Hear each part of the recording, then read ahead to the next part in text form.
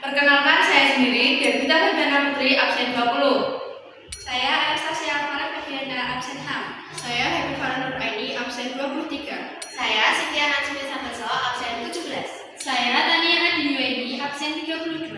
Saya Olivia Sasaki, absen 34. Simak video kami ya.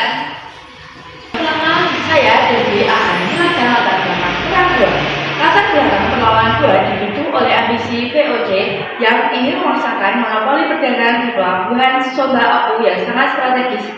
Hal ini bertentangan dengan prinsip hidup masyarakat Goa yang menjunjung tinggi kebebasan berdagang dengan semboyan bahwa laut adalah milik bersama untuk semua bangsa. Ketegangan semakin memuncak ketika VOC yang melakukan tindakan provokatif seperti memblokade pelabuhan serta merusak perahu-perahu Makassar yang akhirnya memaksa Sultan Hasanuddin mengorbankan perang demi membela kedaulatan dan menentang kesewenang-wenangan ekonomi Belanda. Saya akan menjelaskan tentang faktor penyebab utama perang Goa. Faktor penyebab utama perang Goa berakar dari benturan ideologi antara ambisi monopoli VOC dan prinsip perdagangan bebas yang dianut kerajaan Goa. Sultan Hasanuddin menjunjung tinggi filosofi bahwa laut adalah milik bersama, sehingga ia menolak keras upaya Belanda untuk menguasai jalur rempah di Nusantara Timur.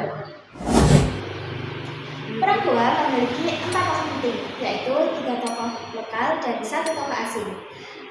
3 tokoh lokal meliputi Sultan Hasanuddin, Arupalapa, dan Jongkon van Alipa.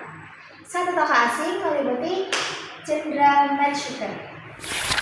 Saya Happy Farah Nuraini akan menjelaskan tentang strategi perang lokal dan strategi perang asing.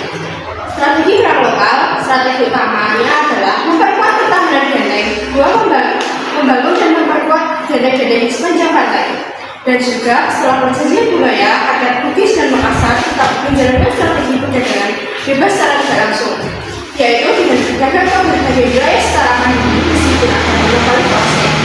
Ini menjadi bentuk perlawanan ekonomi. Strategi perang asing, VOC ingin menguasai pelabuhan Sumba Apu dan mengendalikan seluruh perdagangan. VOC juga memaksa Goa menyertai perjanjian budaya sebagai strategi diplomasi paksa. Isi perjanjian tersebut sangat menguntungkan VOC, seperti pengawalan monopoli dan pengusiran bangsa berat selain Belanda. Saya Tania akan menjelaskan tentang akhir perang Goa. Kekalahan kerajaan Goa dalam pertempuran melawan gabungan kekuatan VOC dan Arupalapa menjadi titik balik besar yang memaksa Sultan Hasanuddin menandatangani perjanjian Bogaya. Namun, karena isi perjanjian tersebut mencekik kebebasan perdagangan rakyat, Sultan Hasanuddin kembali memimpin perlawanan pada 1668 meski akhirnya gagal total karena kalah dalam persenjataan. Perang ini secara resmi berakhir dengan jatuhnya benteng utama Goa yang kemudian diubah namanya menjadi Benteng Rotterdam oleh Cornelis Spelman. Dampak terbesarnya adalah hancurnya dominasi politik Goa serta dimulainya monopoli perdagangan VOC yang sepenuhnya menguasai wilayah Indonesia. Saya Cynthia yang akan menjelaskan tentang peninggalan fisik dan peninggalan non-fisik dari perang Goa. Peninggalan fisiknya berupa benteng Rotterdam, benteng pertahanan di Palembang, pelabuhan Sumba Apu, dan perahu tradisional.